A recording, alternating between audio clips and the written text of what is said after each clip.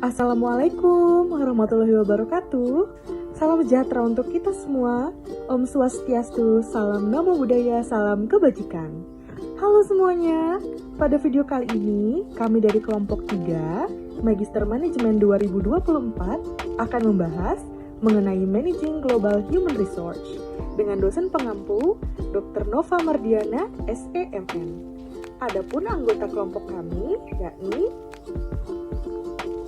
Niken Salsabila, Vindi Milenia Putri, Afrida Jayanti, Hairunisa, Beni Yusuf, Rika Shirley Permatasari, Selin Faradina, Nelly Fitria, Kerin Yolanda Clara, Jenny Anggraini Maesa, Aditya Wibowo, Nindya Layasina, dan Mulfi Warganegara. So, without any further ado, let's start the video. Baik, terima kasih kepada moderator. Jadi kita akan coba melihat pendahuluannya terlebih dahulu ya, mengenai pengelolaan sumber daya manusia global. Jadi pengelolaan sumber daya manusia global itu mencangkup semua aktivitas sumber daya manusia yang diperlukan untuk mendukung operasi bisnis lintas batas negara. Hal ini termasuk dari proses rekrutmennya, kemudian pelatihan atau training, pengembangan, kompensasi atau penggajian, dan manajemen kinerja karyawan di berbagai lokasi internasional. Ketika perusahaan berkembang ke pasar global, mereka akan menghadapi kompleksivitas tambahan terkait dengan perbedaan budaya, hukum, dan ketenagakerjaan, serta praktek manajemen dan lingkungan bisnis di berbagai negara di mana tempat perusahaan tersebut beroperasi. Tantangan dalam pengelolaan SDM global. Globalisasi memaksa perusahaan untuk beroperasi di berbagai negara dengan lingkungan budaya, hukum, dan ekonomi yang berbeda. Ini menciptakan tantangan khusus bagi SDM, terutama dalam hal perekrutan, pelatihan, dan pengelolaan tenaga kerja. Beberapa tantangan utama yang dihadapi oleh perusahaan multinasional dalam mengelola SDM global. Yang pertama, ada perbedaan budaya. Budaya memengaruhi bagaimana orang berkomunikasi, membuat keputusan, dan menggapai kepemimpinan. Perbedaan budaya dapat menyebabkan miskomunikasi, konflik, dan kesulitan dalam pengambilan keputusan. Lalu yang kedua, perbedaan hukum dan regulasi. Setiap negara memiliki hukum ketenagakerjaan yang unik yang mengatur hak-hak karyawan, kebijakan upah, jam kerja, tunjangan, dan pemutusan hubungan kerja. Perusahaan harus memahami dan mematuhi hukum-hukum ini untuk menghindari sanksi dan masalah hukum. Selanjutnya, masalah perekrutan dan seleksi. Dalam pengelolaan SDM global, perekrut harus memilih karyawan yang tepat untuk bisa bekerja di pasar internasional. Tentu dalam hal ini memiliki implementasi yang berbeda dengan pasar domestik biasanya. Misalnya, masalah bahasa yang digunakan, kualifikasi yang berbeda, dan ekspektasi kerja yang bervariasi. Selain itu, ada pelatihan dan pengembangan karyawan. Terkait hal ini, tentu sangat diperlukan untuk meningkatkan kompetensi dari karyawan yang akan bekerja di perusahaan global. Ini termasuk pengembangan keterampilan bahasa, pemahaman budaya, dan penyesuaian gaya manajemen. Terakhir, itu ada kompensasi dan manfaat. Ini pihak perusahaan harus mempertimbangkan secara khusus terkait hal ini, sebab setiap karyawan berhak menerima dan menikmati hasil dari kerjanya. Hal yang paling krusial yang perlu dipertimbangkan oleh perusahaan adalah biaya hidup, pajak, tunjangan perumahan, dan juga pendidikan. Baik, selanjutnya yaitu adalah strategi pengelolaan SDM global. Seleksi karyawan untuk penugasan internasional membutuhkan kriteria khusus, yaitu seperti kemampuan untuk beradaptasi dengan budaya asing, keterampilan komunikasi antar budaya, dan kemampuan bahasa. Untuk mengatasi tantangan ini, perusahaan multinasional menggunakan berbagai strategi dalam pengelolaan SDM mereka, yaitu yang pertama adalah adaptasi budaya dan pelatihan lintas budaya. Perusahaan menyediakan pelatihan lintas budaya untuk expatriates dan karyawan lokal untuk meningkatkan pemahaman dan mengurangi konflik budaya. Dengan memahami nilai-nilai budaya, kebiasaan kerja, dan etika profesional di negara lain adalah kunci keberhasilan manajemen global. Selanjutnya ada kebijakan HR yang fleksibel dan konsisten, di mana perusahaan perlu mengembangkan kebijakan HR yang konsisten di seluruh operasi global, namun tetap fleksibel untuk disesuaikan dengan kondisi lokal. Setiap negara memiliki hukum ketenaga kerjaan dan hubungan industrial yang berbeda. Manajer SDM harus memahami dan mematuhi peraturan lokal agar tidak melanggar hukum dan menghindari konflik yang serikat pekerja. Negosiasi dan perjanjian kerja kolektif dapat berbeda-beda antara satu negara dengan negara lain, sehingga diperlukan pendekatan yang fleksibel. Lalu selanjutnya ada pendekatan global, multinasional, dan transnasional. 3 pendekatan utama dalam pengelolaan SDM global itu ada 3. Yang pertama ada pendekatan etnosentris yang dimana mengandalkan staf dari kantor pusat untuk mengisi posisi manajemen utama di luar negeri. Lalu yang selanjutnya ada pendekatan geosentris yang dimana memilih manajer terbaik untuk posisi di seluruh dunia tanpa memandang kebangsaan. Yang terakhir ada pendekatan polisentris yang dimana memperkerjakan manajer lokal untuk mengelola operasi di negara mereka sendiri. Materi selanjutnya mengenai manajemen ekspatriates. Dalam pengelolaan ekspatriates yang merupakan karyawan yang dikirim ke luar negeri dalam jangka waktu yang tertentu, itu ada beberapa hal yang harus diperhatikan. Pertama, mengenai seleksi ekspatriates, yaitu memilih karyawan dengan keterampilan teknis dan kemampuan penyesuaian budaya yang kuat. Lalu yang kedua, mengenai pelatihan dan dukungan, di mana memberikan pelatihan bahasa dan budaya serta dukungan untuk keluarga ekspatriates agar dapat beradaptasi di negara tujuan. Lalu yang ketiga mengenai kompensasi ekspatriates, di mana menyusun paket kompensasi yang kompetitif termasuk gaji pokok, tunjangan tambahan seperti perumahan, pendidikan, dan transportasi, dan juga tunjangan terkait risiko dan pajak. Lalu yang terakhir mengenai manajemen kinerja ekspatriates, di mana menggunakan pendekatan yang adil dan konsisten dalam mengevaluasi kinerja ekspatriates yang memperhitungkan tantangan unik dari bekerja di luar negeri. Selanjutnya, pemulangan expatriates. Pemulangan expatriates adalah proses karyawan kembali ke negara asalnya setelah menjalani tugas di luar negeri. Proses ini penting untuk memastikan transisi yang mulus dan mendukung keberlanjutan karir mereka. Langkah-langkah utama dalam mengelola pemulangan meliputi yang pertama, perencanaan karir. Membantu expatriates menemukan peran yang sesuai di perusahaan setelah kembali, memanfaatkan pengalaman internasional mereka untuk berkontribusi lebih besar. Yang kedua, reintegrasi budaya, membantu mereka menyesuaikan diri dengan budaya negara asal yang seringkali menimbulkan tantangan karena perbedaan kebiasaan yang telah dialami selama penugasan di luar negeri. Yang ketiga, pengakuan pengalaman, mengapresiasi dan memanfaatkan wawasan global mereka untuk meningkatkan strategi dan operasi perusahaan. Pendekatan ini penting untuk menjaga motivasi, loyalitas, dan produktivitas expatriates, sekaligus memastikan investasi perusahaan dalam penugasan internasional menghasilkan dampak jangka panjang. Selanjutnya, manajemen value and international staffing policy. Yang pertama, etnosentris.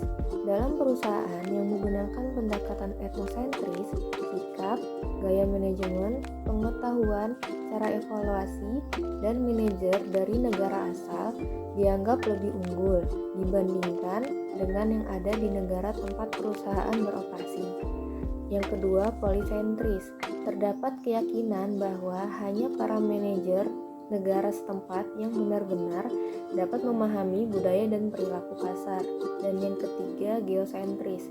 Eksekutif geosentris percaya bahwa manajer terbaik untuk suatu posisi bisa berasal dari negara manapun, selama perusahaan beroperasi di negara tersebut. Selanjutnya, saya Karen Yolanda Clara melanjutkan untuk menjelaskan terkait perbedaan antar negara yang mempengaruhi human resource management. Perbedaan antar negara sangat mempengaruhi praktik dari human resource management karena setiap negara memiliki budaya, sistem hukum, kebijakan ekonomi, dan kebiasaan sosial yang unik. Berikut saya jelaskan 3 aspek yang memperlihatkan perbedaan antar negara dalam mempengaruhi HRM. Yang pertama, cultural factors, yaitu perbedaan budaya, di mana perbedaan budaya menempatkan diri dalam perbedaan cara orang dari berbagai negara dalam berpikir, bertindak, dan menganggap orang lain untuk bertindak. Selanjutnya yaitu ada economic system, di mana tingkat pengangguran, keterampilan tenaga kerja, dan kebijakan pemerintah dalam mendukung investasi SDM mempengaruhi perekrutan dan pelatihan. Contoh, negara dengan ekonomi maju cenderung fokus pada reskilling dan teknologi, sedangkan negara berkembang lebih fokus pada pelatihan keterampilan dasar. Lalu yang terakhir ada legal, political, and labor relation factors, yaitu co-determination adalah karyawan yang memiliki hak hukum atas sebuah suara dalam menetapkan kebijakan perusahaan di berbagai negara. Pengelolaan global juga memerlukan pemantauan risiko politik, di mana risiko politik ialah setiap tindakan pemerintah atau peristiwa bermotif politik yang mempengaruhi profitabilitas jangka panjang atau nilai perusahaan. Contohnya dari hukum dan regulasi ini, di mana undang-undang ketenagakerjaan itu berbeda di setiap negara, seperti ketentuan jam kerja, ketentuan cuti karyawan, dan kesetaraan gender. Contoh, di negara-negara Uni Eropa, standar hak pekerja sangat tinggi, seperti cuti melahirkan panjang dibandingkan dengan negara-negara berkembang. Selanjutnya akan dijelaskan oleh rekan saya. Baik teman-teman semua, kita sudah sampai pada kesimpulan akhir pada materi kita, yakni pengelolaan HR global memerlukan pendekatan yang kompleks dan terkoordinasi untuk menangani perbedaan budaya, hukum, dan praktik bisnis di berbagai negara. Perusahaan perlu menggunakan strategi yang fleksibel, menyediakan pelatihan lintas budaya, dan mengembangkan kebijakan yang konsisten namun adaptif untuk mengelola karyawan di lingkungan global yang beragam. Manajemen expatriates menjadi bagian penting bagi strategi ini, dengan fokus pada seleksi yang tepat, pelatihan, kompensasi, dan pengelolaan pemulangan. Kita akan bahas study case di slide selanjutnya ya. Baik, selanjutnya di sini saya akan membahas study case terkait materi Managing Global Human Research. Dan di sini kita akan mengambil perusahaan dari Unilever. Unilever itu merupakan salah satu perusahaan multinasional terbesar di dunia yang bergerak di bidang barang dan konsumen. Unilever terbentuk pada tahun 1930 dari penggabungan 2 perusahaan, yaitu Margarin Unie dari Belanda yang didirikan pada abad ke-20, yang merupakan perusahaan yang berfokus pada produksi margarin. Yang kedua yaitu ada Lever Brothers yang berasal dari Inggris yang didirikan oleh William Hesketh Lever dan James Darcy Lever pada akhir abad ke-19, yang merupakan perusahaan dengan sabun merek Sunlight yang menjadi pelopor sabun modern. Untuk selanjutnya ada perkembangan global. Pada awalnya Unilever berfokus pada produk sabun dan margarin, tetapi dengan cepat berekspansi ke berbagai segmen kebutuhan rumah tangga. Perusahaan ini memanfaatkan peluang pasar di Eropa, Amerika, dan koloni saat itu, mengembangkan pabrik di berbagai negara. Setelah Perang Dunia Kedua, Unilever memperluas portofolionya dengan masuk ke industri makanan, minuman, dan perawatan pribadi. Akuisisi merek pasar seperti Lipton, Dove, Knorr, dan Ben & Jerry memperkuat posisi globalnya. Dan di era modern saat ini, Unilever berfokus pada keberlanjutan dengan meluncurkan Unilever Sustainable Living Plan dan mengadopsi teknologi digital untuk memperluas jangkauan konsumen global. Saat ini, Unilever hadir dari lebih 190 negara dan menjadi salah satu perusahaan barang konsumen terbesar di dunia. Strategi Human Resource Global. Unilever mengadopsi pendekatan yang terintegrasi untuk mengelola SDM di berbagai negara. yang mencakup kebijakan global yang diterapkan di seluruh dunia namun tetap fleksibel untuk disesuaikan dengan kebutuhan lokal. Rekrutmen dan seleksi. Unilever mengidentifikasi kebutuhan tenaga kerja di berbagai pasar internasional dan menggunakan metode rekrutmen yang berbeda di setiap negara sesuai dengan karakteristik pasar tenaga kerja lokal. Pelatihan dan pengembangan global. Unilever memberikan program pelatihan dan keterampilan yang diperlukan di tingkat global seperti keterampilan manajerial dan teknis. Namun tetap memberi perhatian pada pengembangan keterampilan yang relevan dengan budaya lokal. Oke, saya lanjutkan. Unilever sebagai perusahaan global di dunia melakukan pendekatan yang holistik untuk memastikan manajemen sumber daya global mereka berjalan dengan efektif. Yang meliputi adalah pendekatan kompensasi dan imbalan, manajemen kinerja global, pemimpinan, pengelolaan keberagaman, dan pendekatan kinerja dan budaya. Oke, saya mulai dari pendekatan kompensasi dan imbalan. Kompensasi dan imbalan adalah salah satu faktor yang penting dalam memastikan bahwa perusahaan dan pekerja seimbang, meliputi gaji pokok, bonus, dan tunjangan tambahan seperti asuransi kesehatan, program pensiun, dan yang paling penting adalah imbalan dan kompensasi non-material, meliputi pengakuan kinerja, kesempatan pengembangan diri, kesempatan pengembangan karir, dan lingkungan yang positif. Selanjutnya adalah manajemen kinerja. Maksudnya adalah kinerja atau hasil kerja dari setiap pekerja itu terfokus pada penetapan tujuan, umpan balik yang berkala, serta pengembangan individu. Proses ini melibatkan evaluasi kinerja yang jelas dan terukur, di mana karyawan diberikan kesempatan untuk berkontribusi secara aktif dalam proses penilaian. Tujuannya jelas adalah untuk meningkatkan kinerja individu dan tim, serta mendukung pencapaian tujuan perusahaan secara keseluruhan. Selanjutnya adalah kepemimpinan. Di dalam Unilever, kepemimpinan fokus pada pengembangan pemimpin yang mampu menginspirasi dan memotivasi tim. Perusahaan mendorong pemimpin untuk beradaptasi dengan perubahan dan mempromosikan budaya kolaboratif. Pelatihan kepemimpinan dan program pengembangan diadakan untuk memastikan bahwa pemimpin memiliki keterampilan yang diperlukan untuk menghadapi tantangan masa depan. Kemudian pengelolaan keberagaman. Unilever sangat menghargai keberagaman dan inklusi di tempat kerja. Perusahaan percaya bahwa keberagaman manusia membawa inovasi dan menciptakan lingkungan yang kerja yang lebih baik. Unilever mengimplementasikan kebijakan yang mendukung kesetaraan kesempatan, serta program untuk meningkatkan partisipasi kelompok yang kurang terwakili. Inisiatif ini tidak hanya mencakup gender, tetapi juga meliputi ras, etnis, agama, dan berbagai latar belakang budaya.